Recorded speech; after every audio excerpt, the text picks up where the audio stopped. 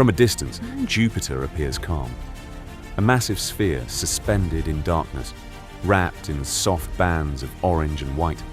Its surface looks almost painted, controlled, predictable. But as I moved closer, that illusion began to collapse. My instruments reacted before I did. Radiation levels rose rapidly. Signals became unstable. Systems that functioned perfectly moments ago began returning corrupted data. Not gradually, suddenly. That was the first correction. Jupiter does not announce danger visually. It introduces it through failure. The closer I moved, the clearer it became that this was not a peaceful giant. This was an environment that actively resists presence. To understand why, you must first understand its scale. Jupiter is not simply large. It is excessive. More than 1,300 Earths could fit inside it, and even then, there would still be space remaining. Its mass exceeds that of all other planets combined, making it the dominant gravitational force in your solar system. It does not orbit quietly. It influences everything. There is also a detail humans often overlook. Jupiter almost became a star. If it had formed with slightly more mass, nuclear fusion would have ignited in its core. Your solar system would not have one sun, but two. Earth, as you know it, might never have existed. Instead, Jupiter remained something else. Not a star, not a planet in the traditional sense, something unfinished. And that incompleteness is what makes it dangerous. What you see on its surface is not weather. It is motion without rest.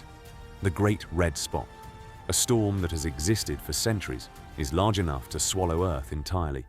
And yet, it is only one feature among many.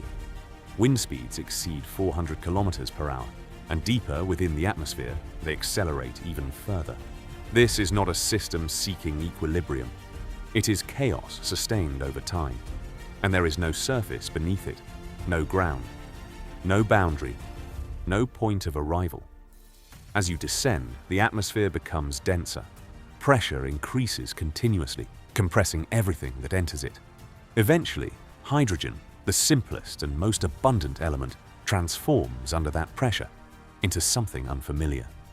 Liquid, metallic hydrogen, a state of matter that behaves unlike anything naturally found on Earth. And this is where Jupiter becomes truly hostile, because that metallic layer generates a magnetic field of enormous scale. Earth has a magnetic field that protects life by deflecting radiation. Jupiter's magnetic field does the opposite. It traps charged particles and accelerates them to extreme speeds, forming radiation belts so intense that a human would not survive more than a few minutes within them. Even your machines struggle. The Juno spacecraft, one of your most advanced probes, carries heavy radiation shielding simply to remain operational. And even with that protection, it cannot stay close to Jupiter for long. It must pass quickly, retreat, and repeat the process carefully. Another probe entered the atmosphere directly. It transmitted data for a short time.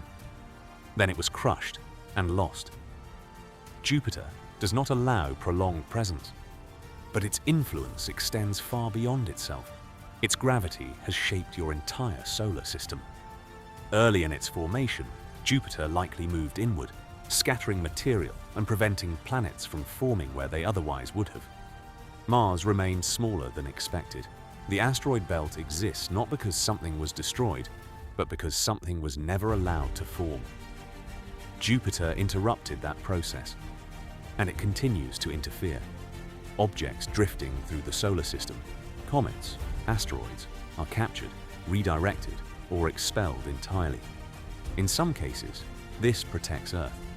In others, it increases risk. Jupiter does not choose outcomes, it creates them. You have already witnessed its power. A comet once approached too closely. Jupiter's gravity tore it apart before impact, breaking it into fragments that collided with the planet one after another. The energy released was immense, leaving scars visible from great distances. If that same event had occurred on Earth, the outcome would have been catastrophic And yet, even in its shadow, there are places humans consider promising. Its moons: Europa, with its subsurface ocean; Ganymede, the largest moon in your solar system. But these are not safe environments. They exist within Jupiter's radiation field, constantly exposed to energetic particles. Any attempt to explore them must overcome conditions that actively degrade both machinery and biology. Io, the closest major moon, experiences something even more extreme. Jupiter's gravity pulls on it continuously, stretching and compressing it in a process known as tidal heating. The result is constant volcanic activity across its surface. It is reshaped again and again, never reaching stability. Even the most promising locations near Jupiter exist under constant stress.